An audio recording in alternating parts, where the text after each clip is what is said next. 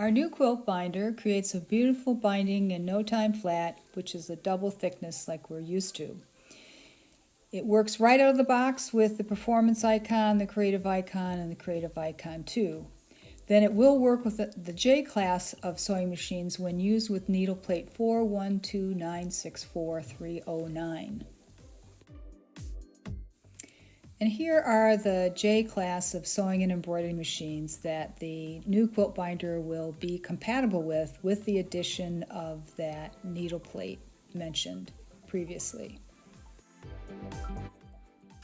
The 5/8 inch quilt binder comes with the binder itself, of course, platform that screws into your plate here in order to stabilize the binder, and your screws, washers, and a special foot, which is the 5/8 inch quilt binder foot for IDT system. So the first thing we need to do is we need to get this screwed into the stitch plate and then the binder attachment screwed into this platform.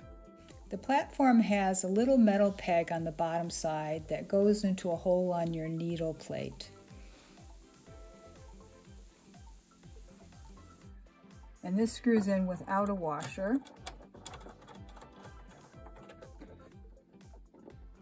Then the binder will sit right over the two screw holes here, and these two screws will be placed in with washers. So if you don't tighten these down at first, you can move this side to side in order to get it where you want it to be. And it's probably easier to put the foot on before you put the binder on, but sometimes I forget.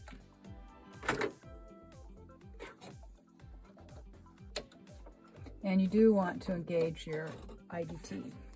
So now we're set up here. I have previously cut some binding fabric to make the binding, and what you want to do is you want to cut it 3 inches wide, fold it in half and press it, and then cut a sharp point on the end, because that helps you to just push it through the binder more readily, more easily. And then the first thing you do is you're going to wind it through this curly Q end that helps to hold it in place.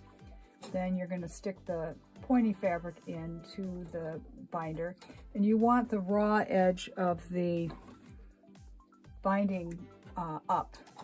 And then if you have something that's sharp, like a stylus, or as I have a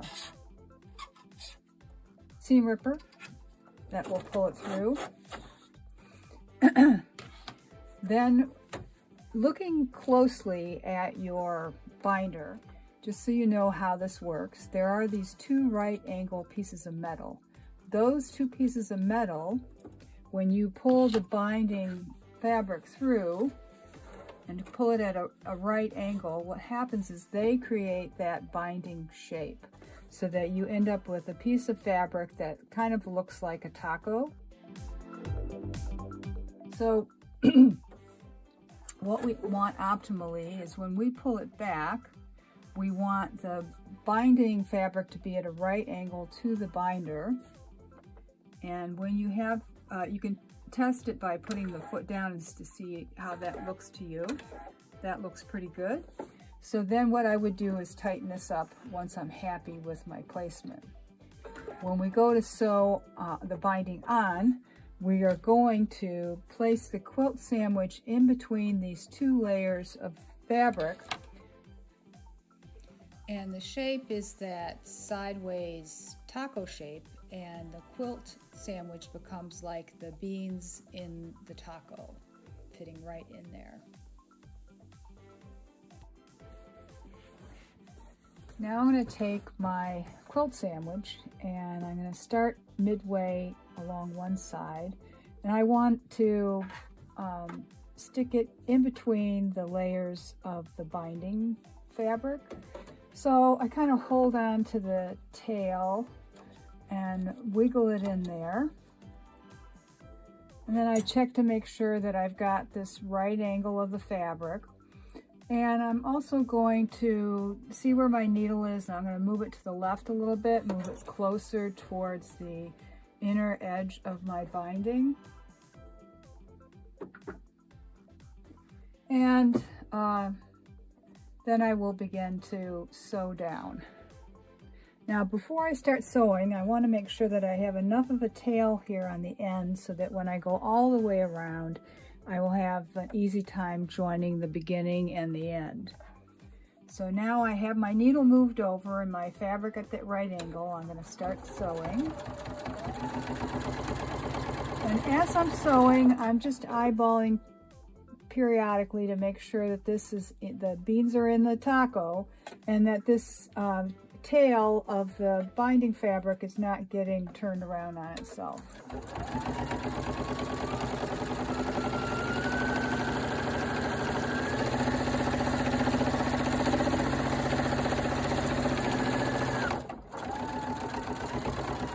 And then go all the way to the edge of the quilt sandwich. And then I'm going to fix the end.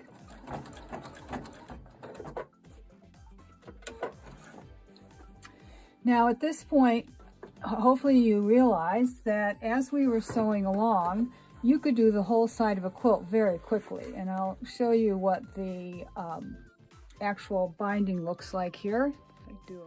So here's one side. Then the other side looks pretty nice, right? So now we're at the end where we need to do our miter. To do the miter, we actually need to bring the needle and the foot up and pull it out. And find some scissors to clip the little thread. Then in the instructions, what they mention is that when you make the miter, that you want to put a pin here on the front and a pin on the back.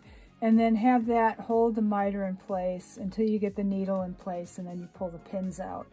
I find that a little awkward, and instead what I use is Elmer's school glue. Elmer's school glue is just starch, so it washes out the first time you wash the item. So I like to use it because it provides just enough tackiness to hold the miter in place while I'm repositioning it. So what I do is wherever there's going to be fabric folded or placed on top of another piece of fabric, I put a little bit of glue. Now on this black binding, you're going to see it quite readily, less so on other fabrics. So I do that on the front, and then I do the same thing on the back.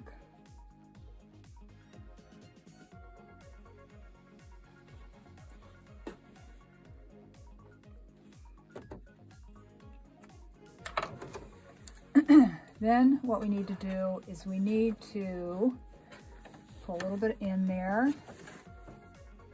And oh, I didn't get this one thread.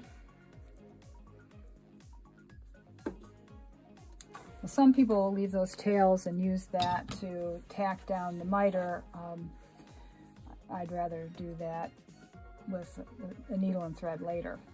So what I do now is I put my thumb underneath on the inside of the taco shape, and then with my finger I push to form the triangle that will form the miter. So I kind of mash that down. So now I've got my miter here. I'm going to turn this over, and I'm going to make that triangular shape on the back side as well. So there's our miter on the back side. And we'll turn this back this way.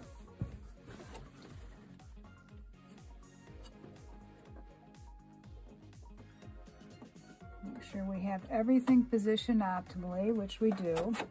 Then we're going to need to tighten this up a little bit. We're going to need to get the that taco shape back, the bias tape shape back. So what you do is you just kind of move it back and forth, sort of in a flossing motion. And these metal right-angled pieces here will form that shape again. So then what you want to do is position it so that you have the needle going down into the miter where you want it to be, and put your needle down. And then give the binding a tug to make sure that you've got it in position.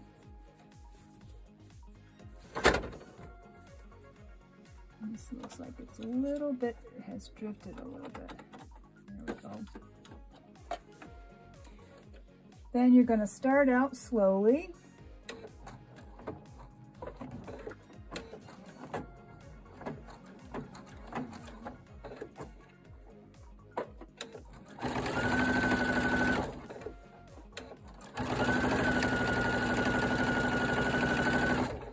And let's see what the miter looks like. I'm going to trim off my threads and then show you what this looks like. So we have this side, and that glue will wash right off. And then the back side, it's a little thread. Let's cut that. And then there is the back side. Back side, front side. And then I would continue all the way around, leaving a gap of about this big at the beginning so that I can then join the binding pieces together the way that I typically do. And then sew that, take this out of the binder and just sew that little bit down, which I'll show you in a minute.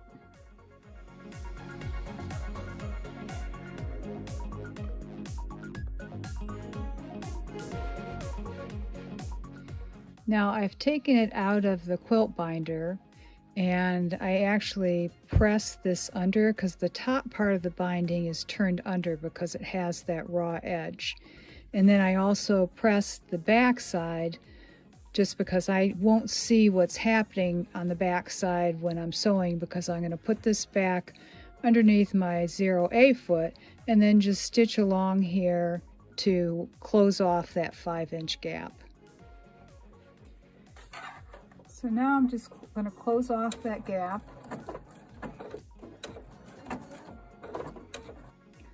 So I'm just stitching this down so we close off the gap.